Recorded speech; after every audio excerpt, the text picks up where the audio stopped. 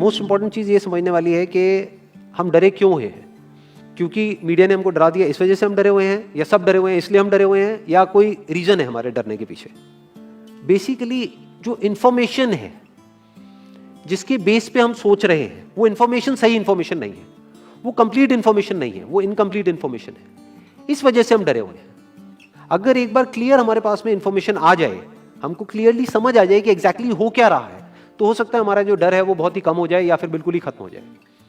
Current situation ये है कि नियर अबाउट 2 लाख केसेस हो चुके हैं इंडिया में, करीब करीब 5,800 डेथ्स हो चुकी हैं, 40 लाख टेस्ट हो गए हैं। और ये सबसे इंपॉर्टेंट है समझना हमको कि इस टेस्ट का क्या रोल है, जो भी हमारा डर है उससे उसका क्या कनेक्शन है। तो अगर मैं किसी से भी पूछूंगा कि भाई आप क्यों डरे हुए हो, वो कहेंगे कि इसमें डेथ रेट बहुत ज्यादा है। मैं कहूंगा कितना ज्यादा है, तो वो कहेंगे 2 लाख में से 5800 की डेथ हो गई है। तो दैट मीन्स कितना हो गया डेथ रेट, नियर अबाउट 3% हो गया। 3% का मतलब कि 100 लोगों को होता है, उसमें से 3 की डेथ हो जाती है। क्या ये सच है? पहले इसको समझने की कोशिश करते हैं कि 3% ये कितना है। टेस्ट कितने हुए अभी तक? 40 लाख हुए हैं। और अगर किसी को देखना है कि कितने टेस्ट हुए हैं, कितने हो रहे हैं डेली बेसिस पे, तो एक वेबसाइट है worldometers.info, वहां पर जाकर के आप देख सकते हो कि डेली बेसिस पे कितने टेस्ट बढ़ रहे हैं, किस किस कंट्री में कितने कितने हैं, वो सब आ जाएगा उसके अंदर। तो अभी टेस्ट समझना जरूरी क्यों है? क्या इंडिया की पॉपुलेशन 40 लाख है? नहीं है। इंडिया की पॉपुलेशन क्या है? 130 करोड़। उसमें से टेस्ट कितने हुए हैं? 40 lakh, which is not even 1%। 1% भी देखे तो 1 करोड़ 30 लाख होता है। तो 40 लाख टेस्ट हुए, जिसमें से केसेस कितने डिटेक्ट हुए? Near about 2 lakh. ये बिल्कुल ऐसा है जैसे मान लो कि अगर मैं आपसे पूछता हूं कि दिल्ली में रोड्स के ऊपर कितने एक्सीडेंट होते हैं, तो आप क्या कहोगे? आप कहोगे भाई मुझे नहीं पता।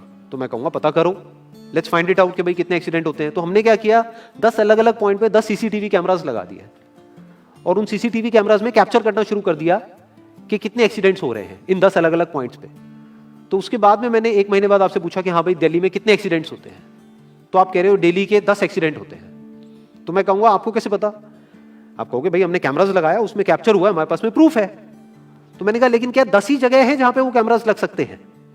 दिल्ली में ऐसी कितनी जगहें हैं जहां पे कि कैमरास लग सकते हैं, लगने चाहिए अगर एक्चुअल में हमको डिटेक्ट करना है। तो सिर्फ ये नहीं ना कि उस 10 के बेस पे हम बोले कि भाई 10 एक्सीडेंट हो रहे हैं, क्योंकि दिल्ली में एक्चुअल में तो हजारों एक्सीडेंट्स हो रहे हैं दिल्ली के। तो ये सारी हमारी कैलकुलेशन ही गलत हो गई। इसलिए इसमें टेस्टिंग का बहुत बड़ा रोल है। मीडिया में जहां पर भी आ रहा है वहां पर डेली ये आ रहा है कि अच्छा कुछ दिन पहले तक 5,000 केसेस आ रहे थे, अब 6,000 केसेस बढ़ गए हैं, अब 7,000 केसेस हो गए हैं, 8,000 केसेस हो गए हैं। बट कोई ये नहीं देख रहा कि उसके साथ साथ में टेस्ट भी बढ़ रहे हैं।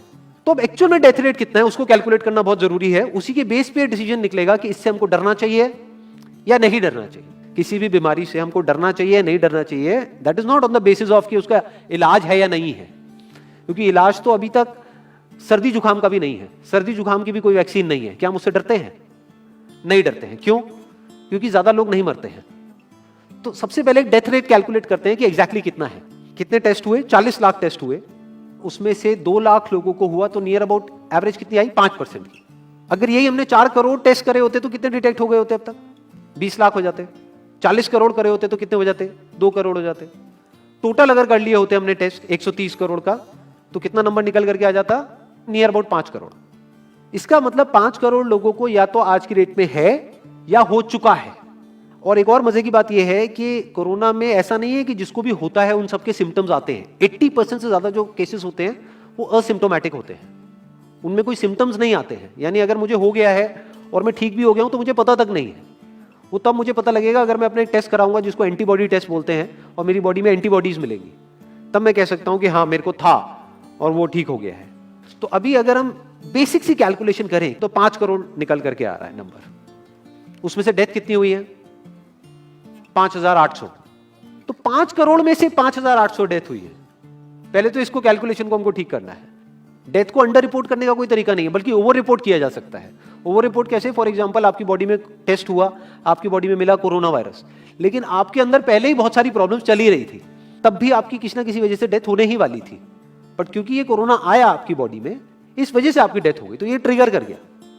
तो ये जो 5800 का नंबर है, ये इससे कम तो हो सकता है, इससे ज्यादा होने के चांसेस बहुत कम है। बट एक बार को हम मान लेते हैं कि इतना ही है नंबर, ना कम है ना ज्यादा है, तो कितनी परसेंटेज निकल करके आई? 5 करोड़ में से अगर 5800 डेथ्स हुई हैं तो क्या परसेंटेज निकल करके आई? Near about 0.01%। ये उससे बहुत कम है जितनी डेथ्स हमारे यहां पे होती हैं रोड एक्सीडेंट की वजह से। हर साल की अगर हम एक कैलकुलेशन देखें तो 1.5 लाख से ज्यादा डेथ हो जाती है इंडिया में रोड एक्सीडेंट्स की वजह से। हर 4 मिनट में एक डेथ होती है रोड एक्सीडेंट की वजह से। और अगर अभी आप देखोगे सड़कों पे एक बहुत ही फनी चीज नजर आ रही है, टू व्हीलर पे जा रहे हैं, मास्क सबने लगाए हुए हैं, कभी भी नोट करना इस चीज को, हेलमेट नहीं पहने हुए, हेलमेट बहुत कम लोगों ने पहने हुए हैं। इससे हमको क्या समझ आ रहा है, क्या ये समझदारी है, बेवकूफी है? क्योंकि हेलमेट ना लगाने की वजह से उनके मरने के चांसेस उससे बहुत ज्यादा है, कई गुना ज्यादा है जितना कि कोरोना से मरने के उनके चांसेस है। तो ये डर है जो चारों तरफ फैल रहा है और मीडिया डर को और बढ़ाता चला जा रहा है। और क्योंकि सही इंफॉर्मेशन किसी के भी पास में नहीं है या सही कैलकुलेशन किसी के पास में नहीं है, ये जो अभी हम कर रहे हैं इसको मैथमेटिकल मॉडलिंग बोलते हैं। यानी एक डेटा को देख करके एक मॉडलिंग करी जाए और फिर समझा जाए कि एक्चुअल में जो सही डेटा है वो क्या है। ये नहीं कि लिमिटेड डेटा के बेस पे हम कोई भी कंक्लूजन ड्रॉ कर लें और उसके बेस पे डरते रहें।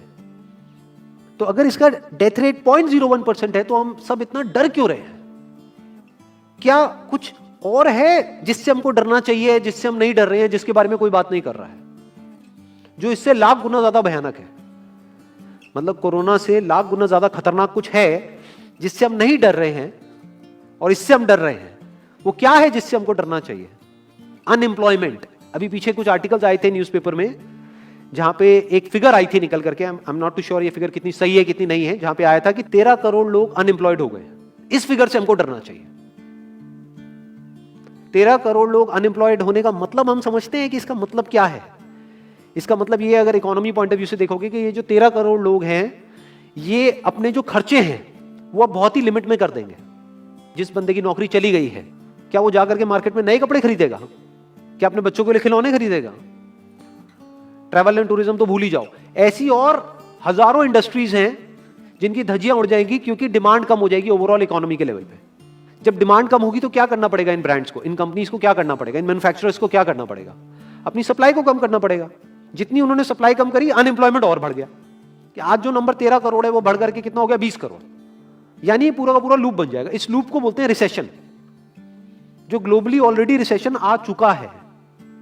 और अगर यही रिसेशन और डीप होता चला जाए तो उसको बोलते हैं डिप्रेशन, जहां से एक इकोनॉमी को बाहर आने में 5 से 10 साल लगते हैं। तो इकोनॉमी का पहले ही बुरा हाल था, प्लस इस कोरोना की वजह से और बुरा हाल हो गया है, प्लस जो रहा सहा हमारा जो अपना डर है वो सिचुएशन को और खराब करता चला जा रहा है। और इस डर को हर कोई बढ़ा रहा है, कोई भी कम करने का काम नहीं कर रहा है। एक्चुअल में अगर आप मेरे स्टैंड पॉइंट से देखोगे तो डरने की कोई जरूरत ही नहीं है, क्योंकि जो डेथ रेट है वो बहुत ही कम है। तो हम डर क्यों रहे हैं? सोचो। बस इसलिए कि डेथ नहीं होनी चाहिए। अगर यही हमारा ऑब्जेक्टिव है कि डेथ नहीं होनी चाहिए, मतलब हम कहते हैं कि किसी की डेथ नहीं होनी चाहिए, तो फिर तो लॉकडाउन परमानेंट हो जाना चाहिए, सड़कों पे निकलना ही नहीं चाहिए, क्योंकि सीधा सीधा 1.5 लाख डेथ बचेंगी। 1.5 लाख लोग जो हर साल एक्सीडेंट में मरते हैं उनको हम बचा सकते हैं ना, उनकी लाइफ बच जाएगी। परमानेंट कर दो लॉकडाउन को। कैसा है आइडिया? ये बिल्कुल ऐसा है जैसे मैंने एक आदमी की एक कहानी सुनी थी, उसके घर में एक चूहा घुस गया, तो उस चूहे को उसने पकड़ने की बड़ी कोशिश करी, लेकिन वो चूहे को नहीं पकड़ पाया। तो एंड में उसने क्या किया, घर पे आग लगा दी, अपने घर में आग लगा दी। उसके बाद भी चूहा तो बच करके निकल गया, घर चला गया, घर जल गया। यही हालत है इसकी, कोरोना की। इस डर को हमको खत्म करना पड़ेगा, तब जाकर के इस प्रॉब्लम का एक्चुअल में सॉल्यूशन निकलेगा, जो रियल प्रॉब्लम है। और रियल प्रॉब्लम कोरोना नहीं है। रियल प्रॉब्लम क्या है? हमारी जो इकोनॉमी है। रियल प्रॉब्लम क्या है? अनएम्प्लॉयमेंट। तो इस वीडियो के थ्रू मैं अपनी एक हम्बल रिकमेंडेशन देना चाहूंगा गवर्नमेंट ऑफ इंडिया को, या जो भी लोग एक पर्टिकुलर पोजीशन पे हैं उन लोगों को, कि हमको टेस्ट करने कम करने हैं, टेस्ट बढ़ाने नहीं है। अभी हम गलती क्या कर रहे हैं? टेस्ट बढ़ाते चले जा रहे हैं, जिसकी वजह से केसेस बढ़ते चले जा रहे हैं, जिसकी वजह से डर बढ़ता चला जा रहा है। गवर्नमेंट क्या एक क्राइटेरिया नहीं बना सकती कि जो क्रिटिकल केसेस है बस उन्हीं का टेस्ट करो, क्योंकि उन्हीं को हॉस्पिटल में एडमिट करने की जरूरत है, तो उन्हीं का टेस्ट होना चाहिए ना। जो वैसे ही ठीक हो रहे हैं, अपने आप ही ठीक हो रहे हैं, जिनको माइनर सिम्टम्स हैं और वो खुद ही ठीक हो रहे हैं, उनका टेस्ट करने की क्या जरूरत है? उससे तो पैनिक और बढ़ेगा। और अगर टेस्ट कर भी दिया तो हम करने क्या वाले हैं? उनको क्या हॉस्पिटल में एडमिट करने वाले? नहीं, घर पे क्वारंटाइन करने वाले हैं। अभी जो क्वारंटाइन वाला फंडा है, ये भी जब बेस छोटा होता है तब तो काम करता है, जब करोड़ों में हो जाता है तब काम नहीं करता है। मैं अगर एग्जांपल से समझाने की कोशिश करूं, जो मेरी थॉट प्रोसेस है उसको इमेजिन करो। ये एक ऐसी सिचुएशन है कि हम एक घर में है और चारों तरफ से बाढ़ आई हुई है, और ये जो घर है हमारा वो ऐसा है, इसको इमेजिन करो, जहां पे हजारों दरवाजे हैं। तो हम क्या करें, इसमें से एक दरवाजे को पकड़ लें और उसी को पक्का करते चले जाएं। ये है क्वारंटीन, और बाकी के हजारों खुले पड़े हैं। एक को हम पक्का करते चले जा रहे हैं, क्योंकि यहां से पानी अंदर नहीं आना चाहिए।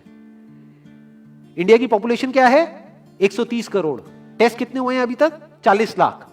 डेली के कितने हो रहे हैं? 1 लाख। महीने के कितने हुए? 30 लाख। साल के कितने हुए? 3 करोड़ 60 लाख। तो यानी कि अगर हमको सबका टेस्ट करना है तो कितने साल लगेंगे? 36 साल। तो जब हमको दिख रहा है साफ साफ कि हम सबका टेस्ट कर ही नहीं सकते, तो हम टेस्ट क्यों बढ़ाते चले जा रहे हैं?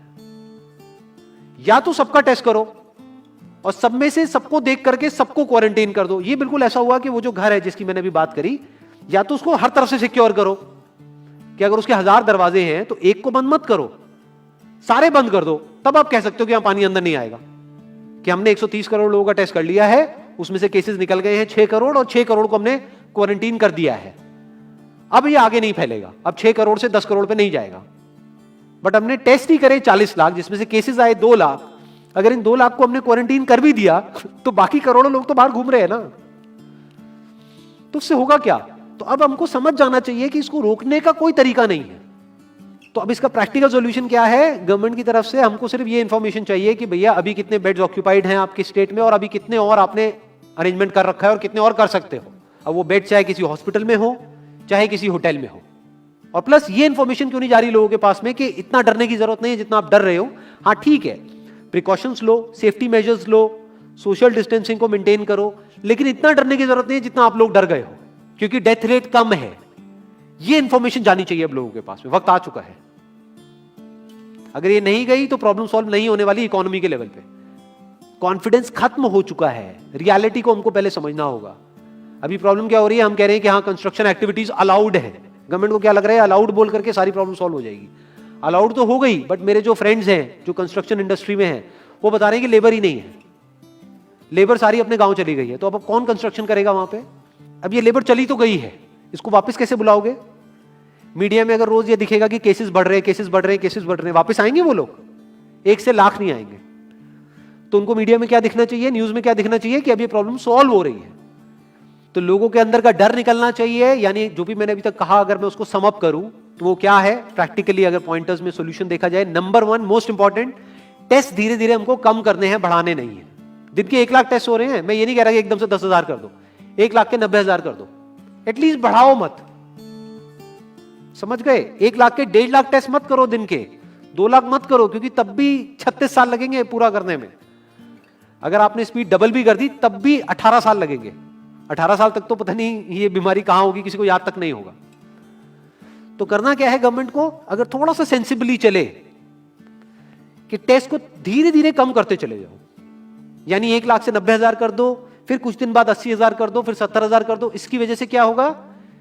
मीडिया में केसेस कम होते हुए दिखेंगे, अखबारों में केसेस कम होते हुए दिखेंगे, हर जगह पे जहां पे अभी आ रहा है कि अभी तक की सबसे बड़ी फिगर, आज तक के सबसे ज्यादा केसेस, वो सब धीरे धीरे कम हो जाएंगे। कम मीडिया में पैनिक फैलेगा, कम पैनिक फैलेगा लोगों में, धीरे धीरे लोग बाहर निकलना शुरू होंगे, जो अभी नीड ऑफ द आवर है। धीरे धीरे लोग बाहर निकलेंगे, धीरे धीरे डिमांड बढ़ेगी, धीरे धीरे लोगों में कॉन्फिडेंस आएगा, धीरे धीरे लोग जो गांव चले गए हैं वो वापस आएंगे। एक्चुअल में काम शुरू होगा, ऑन पेपर नहीं कि काम शुरू हो गया है, एक्चुअल में लोगों का काम शुरू होगा, लोगों का काम शुरू होगा, इकोनॉमी शुरू होगी। बिल्कुल ऐसा है जैसे 2 महीने के लिए आप किसी गाड़ी को बंद करके कहीं पे रख दोगे राज में, तो क्या होगा? बैटरी डाउन हो जाएगी। उस वक्त क्या करना पड़ेगा? उसको धक्का मारना पड़ेगा। तो अभी उस धक्के की जरूरत है, जंप स्टार्ट की जरूरत है। अब जो टाइम है वो डरने का नहीं है, इस डर को खत्म करने का है। क्योंकि कोरोना ने जितने लोगों को नहीं मारा, ये डर मारने वाला है असलियत में। तो अब इस डर को खत्म करने का टाइम आ गया है। अब हम सबको मिलकर के दिमाग ये लगाना है, ये नहीं कि डर को कैसे बढ़ाएं, बल्कि दिमाग ये लगाना है कि डर को कैसे कम करें या खत्म करें, और लोगों के कॉन्फिडेंस को कैसे वापस से लेकर के आए।